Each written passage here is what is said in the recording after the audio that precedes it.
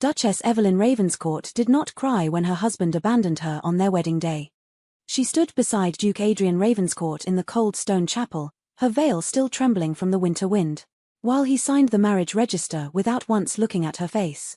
The priest had barely finished blessing the union before Adrian returned the pen, turned from the altar, and walked straight out through the chapel doors. He did not offer her his arm.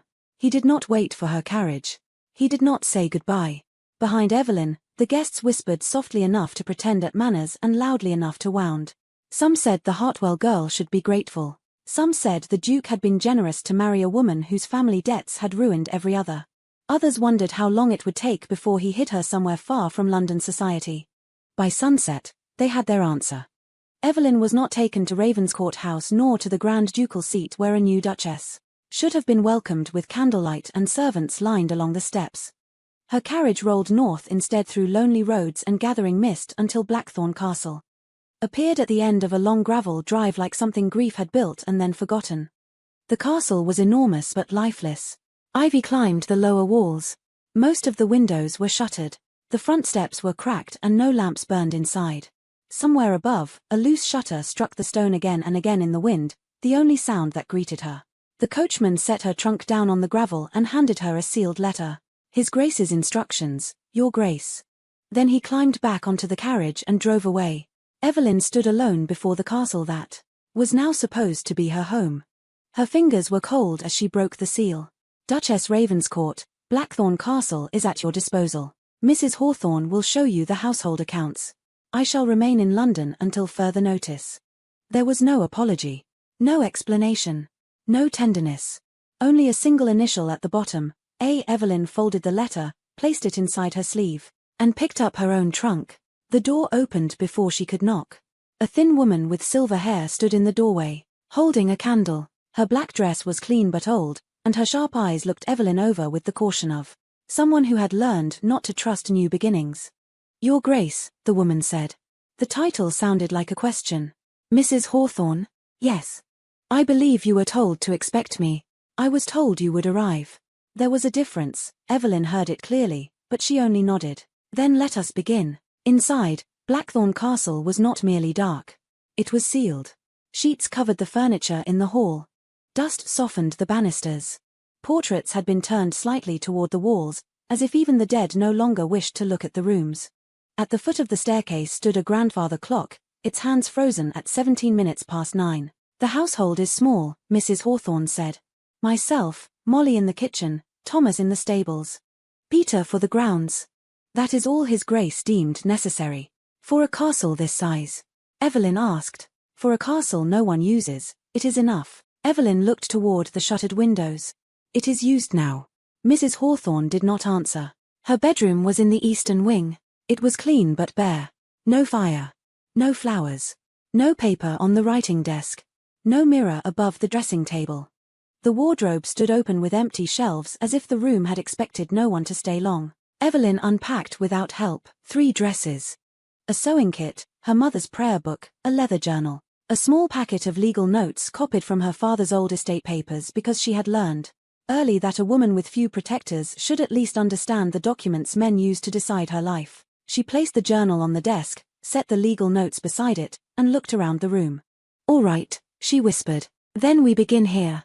That night she ate in the kitchen because the dining room had not been opened in years. Molly the cook served soup with nervous hands. Evelyn thanked her by name, and the woman blinked as if courtesy from a duchess was stranger than cruelty. After the first spoonful, Evelyn looked at Mrs. Hawthorne. I would like to see the household accounts. After supper. Mrs. Hawthorne's expression changed. The accounts. His Grace mentioned them in his letter. Most ladies would ask to see their rooms first. I have seen mine, Evelyn said. They are empty. Molly lowered her eyes quickly, but not before Evelyn saw the corner of her mouth move. An hour later, 3 ledgers lay open beneath the kitchen lamp. By midnight, Evelyn understood that Blackthorn Castle had not simply been abandoned. It had been slowly drained. The numbers were neat, but too neat. Payments had gone for 5 years to a firm called Vale and Harrow, yet no signed contract appeared anywhere in the records. Timber from the northern woods had been sold far below its proper value. Repairs were listed as complete, though rain stains darkened the ceiling outside the west corridor. Suppliers charged too much. Income disappeared too quietly. The castle had been made to look worthless by someone patient enough to starve it one account at a time. How long has Vale and Harrow been receiving these payments? Evelyn asked. Mrs. Hawthorne's hands tightened around her cup. 5 years. Perhaps more. Who authorized them? They were already in place when I began keeping the household books. I assumed His Grace had approved them. Did you ever see a contract? Silence. Evelyn copied the figures into her journal with precise, steady strokes. Mrs. Hawthorne watched her. Your Grace, I do not wish to accuse anyone. Nor do I, Evelyn replied. Accusations can be dismissed. Numbers cannot. By the end of the first week, Evelyn had opened the eastern parlor. The sheets came off the furniture. The windows were unlatched and thrown wide. Molly beat dust from the rugs until grey clouds rose in the courtyard. Peter trimmed the ivy from the lower windows. Thomas fixed a broken hinge after Evelyn noticed it and asked if anyone had the tools to repair it. Light entered Blackthorn hesitantly at first, as if unsure it was still welcome. Then it spread across the floorboards, touched the covered portraits, brightened the faded wallpaper, and revealed colors the castle seemed to have forgotten. Mrs. Hawthorne watched it all with guarded suspicion until the 4th morning, when she arrived in the parlor carrying a basket of old curtains. These might be saved, she said stiffly, if beaten properly. Evelyn looked up from the ledger. Then let us save them. On the 11th day, Evelyn found the garden behind the south wall. It had been overtaken by weeds and dead vines. Stone paths lay buried beneath grass. A dry fountain stood cracked in the center. Along the far wall, apple trees had grown wild, their branches tangled and bent from years. Without care, Peter stood awkwardly behind her. His Grace ordered it left alone after the old Duchess died. His mother tended it. Every morning, they say. She knew every herb by name. Evelyn touched one twisted branch. It looked ruined at first glance, but beneath the bark, she could see the stubborn green of life. Do you know how to prune? Peter looked surprised. My father showed me some before he passed. Good. Evelyn rolled up her sleeves. Then you will show me. By afternoon, the Duchess of Ravenscourt was in the abandoned garden with dirt on her. Gloves and leaves caught in her skirts. Mrs. Hawthorne came to the gate and stared. You will ruin your hands, the housekeeper said. No. Evelyn replied, I will use them. Something began to change after that. Not quickly. Broken houses did not become homes overnight, and wounded servants did not trust a new mistress simply because she opened a window. But Molly began making more bread than necessary. Peter cleared the second garden path without waiting for instructions. Thomas brought Evelyn a list of repairs he had wanted done for years. Mrs. Hawthorne stopped saying, His Grace would not approve, before every suggestion. The castle had begun to breathe. Then Mrs. Hawthorne found the letter. It had been hidden behind winter linens in a cupboard no one had opened for years. The paper bore the mark of Vale and Harrow. It was addressed to a property agent and dated 3 years earlier. Evelyn unfolded it at the kitchen table and read it twice. The letter discussed the future acquisition of the northern woodland attached to Blackthorn Castle. It described Duke Ravenscourt as emotionally disengaged from the estate. It suggested that continued financial pressure would make a later purchase appear natural. Evelyn placed both hands on the paper. They are not stealing the castle all at once, she said. They are weakening it until His Grace believes selling is his own idea. Mrs. Hawthorne went pale. The northern woods belonged to his mother. Yes, Evelyn said softly. Which is why they knew he would not look too closely. 3 days later, the first threat arrived from London. The letter was written in a graceful hand and signed by Lady Seraphina Vale. She introduced herself as an old friend of the Ravenscourt family and expressed hope that country life would ease Evelyn's adjustment, advising her not to trouble herself with estate matters better understood by those long familiar with the family's affairs. Evelyn read it twice. Molly watched from the stove. Will you answer her, Your Grace? Not today. When then? When I have something sharper than anger. She placed Seraphina's letter inside her journal. Beside the strange payments, the timber accounts, and the acquisition note. The sharper thing came in the form of Sir Edmund Blackwell, an elderly legal advisor whose name Evelyn found in the oldest property deeds. She wrote to him carefully, not as a frightened bride begging for rescue, but as the Duchess responsible for an estate where serious irregularities required review. His reply came within the week. The matters you describe are serious. Preserve all original documents. I am prepared to examine the records upon request. Evelyn read those words at dawn while the kitchen fire snapped softly and the rest of the castle slept. They were not romantic words, but they felt like armor. The first visitor came in spring rain. Mr. Calder of Vale and Harrow arrived in a polished carriage and asked for his Grace's estate manager. Evelyn received him in the eastern parlour, standing. "You are speaking with her," she said. His smile thinned. "Your Grace, certain accounts may appear confusing to a fresh eye." "There is no confusion, Mr. Calder. There are 5 years of unauthorized payments, timber receipts below value, and a letter discussing the purchase of Ravenscourt land without the owner's informed consent." The smile vanished when she added, "Sir Edmund Blackwell has already been informed. I would advise caution." "So would I," Evelyn replied.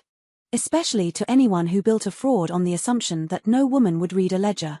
Mr. Calder left without tea. The next morning, Peter found 3 boundary posts pulled from the northern fence. Evelyn went to the woods herself. The holes were fresh. The posts had not fallen. They had been removed. She marked the missing positions with stones, measured the distances, and by nightfall found the original property survey locked in the old library. She wrapped the survey in oilcloth and hung the key on a ribbon beneath her dress. "No one enters this library without me present," she said. Mrs. Hawthorne nodded. "Yes, Your Grace." This time the title did not sound like a question. 2 days later, Vale and Harrow sent a formal notice claiming all arrangements had been made by verbal agreement with Duke Ravenscourt and could not be altered without his written authority. Evelyn read it once. Then she asked for clean paper. Mrs. Hawthorne understood immediately. "You are writing to him?" "Yes." "To ask him to come?" Evelyn dipped her pen. "No. To tell him what is happening to his castle. There is a difference." She wrote the letter in one draft. She did not plead. She did not mention the wedding. She did not ask why he had sent her away. She listed the payments, the missing contract, the undervalued timber, the acquisition letter, the pulled boundary posts, and Sir Edmund's reply. At the end, she wrote that his authorization would soon be required if he wished the estate protected. Then she sealed the letter and gave it to Thomas to carry south. 4 days later, Adrian's answer arrived. "Duchess Ravenscourt, I have received your account. I shall arrive at Blackthorn within a fortnight. Adrian Ravenscourt." Evelyn folded the letter and set it on her desk. The Duke was coming back. That afternoon, she went into the garden and asked Peter to begin shaping the apple trees along the south wall, the ones that had responded most stubbornly to care. She did not examine too closely why she wanted that part of the garden ready first. The shutters stayed open. Fires burned in rooms that had been cold for years. Molly's bread filled the halls with warmth. Mrs. Hawthorne rehung the dining room curtains. Thomas mended the carriage step. Peter cleared the last of the garden path, and the old apple trees slowly began to show what they might become now that someone had stopped mistaking neglect for death. Evelyn stood at the eastern window on the 13th night and looked over the castle she had not chosen but had somehow begun to claim. Tomorrow, Adrian Ravenscourt would walk through the door of the empty castle he had given her. And he would discover it was no longer empty. Adrian Ravenscourt returned to Blackthorn Castle on the 14th day just as Evelyn was tying a young apple branch against the south garden wall. She heard the carriage before she saw it. Peter looked toward the house then back at her as though expecting her to run inside and make herself presentable for the husband who had abandoned her.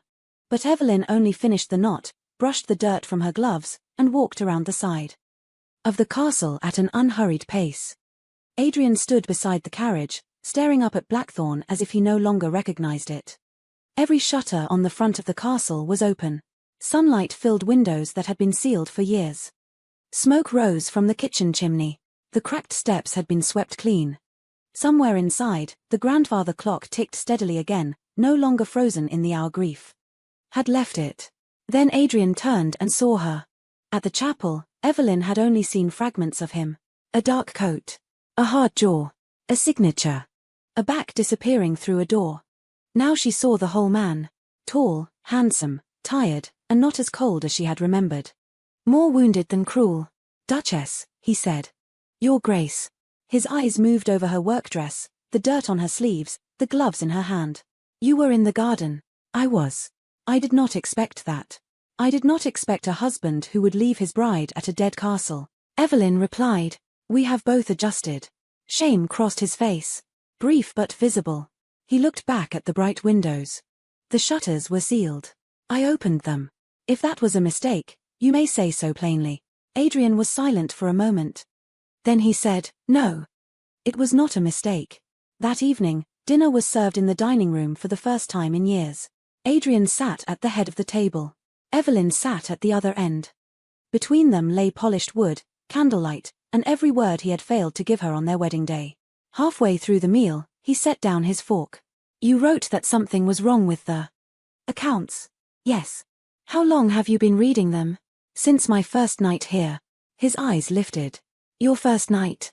Your letter told me Mrs. Hawthorne would show me the household accounts. I assumed. You meant me to read them. His expression told her clearly that he had meant no such thing. After dinner, Evelyn took him to the library and showed him everything.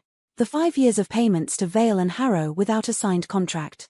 The timber sold from the northern woods below its value. The repairs paid for but never completed. The letter discussing the future purchase of Ravenscourt land. Seraphina Vale's warning. The pulled boundary posts. The original survey now locked safely away. Adrian did not interrupt once. When she finished, he stood very still beside the table. Seraphina, he said quietly. Yes, Evelyn replied. Her father's firm handled the financial side. She handled the social one. Together they kept you away, weakened the castle, and shaped our marriage into a story where I would look like an ambitious wife interfering in property she did not understand. Adrian looked at her, truly looked. And you understood it. I understood enough to know they expected no one to look, but you looked. Yes. Why? Evelyn held his gaze. Because someone had to. And because you were not. The words struck harder than any accusation. He looked down at the documents. Then toward the open windows and the warm light beyond the library door. I should have been. Yes, Evelyn said. You should have. The next morning. Adrian did not leave. He walked through Blackthorn like a man relearning the shape of an old wound. He stood in the east parlor, staring at the herbs by the window because his mother had once kept herbs there. He went upstairs and paused outside rooms that had not been opened since the old Duchess died. He entered the garden and stood before the apple trees without touching them. Evelyn did not follow him. She let him see what absence had done and what care had begun to repair. 2 days later, Sir Edmund Blackwell arrived. He reviewed Evelyn's journal, the letters, the accounts, and the survey documents in the library. By evening, his verdict was clear. This is not confusion, he said. It is coordinated fraud. Adrian stood by the window, silent with restrained fury. Sir Edmund turned to Evelyn. Your Grace, your records are unusually thorough. The numbers were there. The numbers are often there, Sir Edmund replied. The skill lies in knowing which ones are lying. For the first time since he had returned, Evelyn saw pride move across Adrian's face. It unsettled her more than she expected. News of Sir Edmund's involvement reached London quickly. Lady Seraphina's next letter came addressed to Adrian. He read it alone, then brought it to Evelyn in the garden. Seraphina called Evelyn inexperienced, grasping, and dangerous. She claimed the new Duchess had manipulated a grieving man and turned household accounts into weapons. She asked Adrian to visit her privately before he ruined old family friends over a young wife's misunderstanding. Evelyn handed the letter back. She is frightened. She is attacking you. At this stage, those are nearly the same thing. Adrian folded the letter slowly. She thinks I will believe her. She has reason to. For a moment, only the wind moved through the apple branches. Then Adrian said, not this time. Seraphina's final move was a public gathering at the Bradford estate. She invited the people whose opinions mattered most in London society. Judges, merchants, old families. Anyone who could turn a rumor into reputation before a court ever heard the truth. Adrian received an invitation. Evelyn did not. He brought it to her directly. She means to exclude you. Yes. What should I do? Go. His brows drew together. Evelyn met his gaze. If you decline, she will say I have hidden you away. If you go and hesitate, she will win. But if you go and tell the truth before the room she gathered to shame me, then she loses. The only weapon she has left. You trust me to do that? No, Evelyn said honestly. But I am choosing to see whether you can become a man who deserves it, Adrian bowed his head once. Fair. He left the next morning. Evelyn stayed at Blackthorn and worked because waiting had never suited her. She helped Sir Edmund's clerk organize copies of the documents, then spent the afternoon in the garden with Peter. Yet every sound from the drive made her hand pause. Adrian returned after dusk the following day. He came to the library still wearing his travel coat, tired but not defeated. Tell me, Evelyn said. So he did. Serafina had prepared the room carefully. She had let whispers spread first. A troubled marriage. A desperate wife, a grieving duke being misled. Then Adrian had walked to the center of the room and asked for silence. Because he was Duke Ravenscourt, he received it. He told them Blackthorn Castle had been drained for years by a firm tied to the Vale family. He told them Sir Edmund had confirmed enough evidence to proceed formally. Then he told them the truth that silenced the room. His wife had arrived at a neglected estate and done what no one else had done. She had opened the ledgers, secured the documents. She had protected Ravenscourt land while others treated his absence as an opportunity. Then Adrian looked directly at Serafina and said, I will not take advice on my estate, my household, or my marriage from anyone who calls my wife grasping for protecting what I was too blind to protect myself. Evelyn listened without moving. What did she do? She asked. She left the room. And her father followed shortly after. The library fell quiet. You did not have to defend me so publicly, Evelyn said. Yes, Adrian replied, I did. Why? Because she insulted you publicly. Because I humiliated you privately. Because I let the world think you were a burden I had placed out of sight. And because truth spoken too quietly often arrives too late. Something inside Evelyn softened. Not forgiveness entirely, but hope. The legal findings came in October. Vale and Harrow was ordered to repay the unauthorized fees. The timber fraud became a formal case. The attempted boundary manipulation was entered into the record. Sir Edmund's report named Duchess Evelyn Ravenscourt as the person whose careful records had made the investigation possible. Evelyn read that paragraph twice. Adrian watched her from across the library table. You belong in the record, he said. I was not trying to be. I know. That is why it matters. Later that morning, he found her in the garden. 11 apple trees had set their first fruit. Not all of them. Not even half.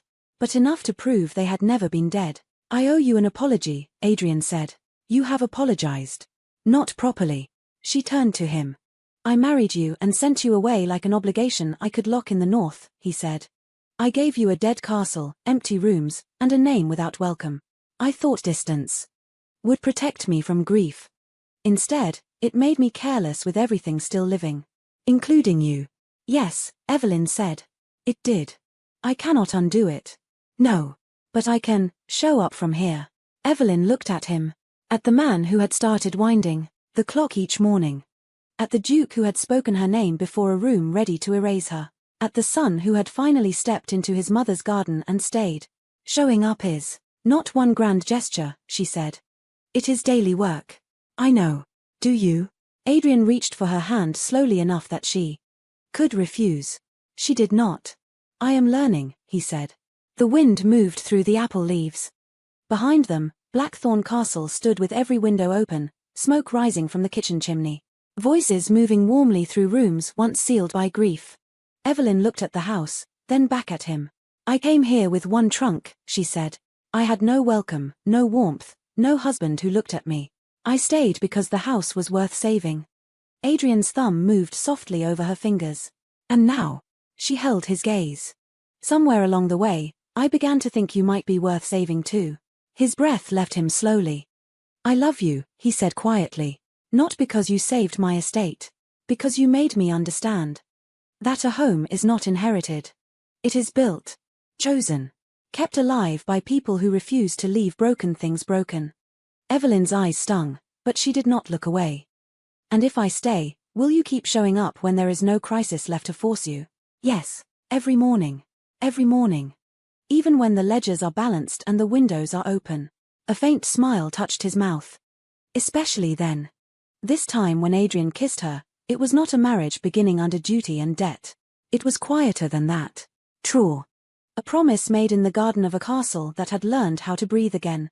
By winter, Blackthorn was no longer called the dead castle in the north. The fires burned steadily. The clock kept perfect time. Molly's bread filled the halls. Peter's apple trees survived the frost. Mrs. Hawthorne opened rooms she had once sworn would remain shut forever.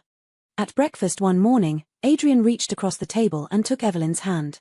"You are the reason this place became home," he said. Evelyn squeezed his fingers once. "No," she said softly. "We are." Outside, winter light moved across the open windows of Blackthorn Castle.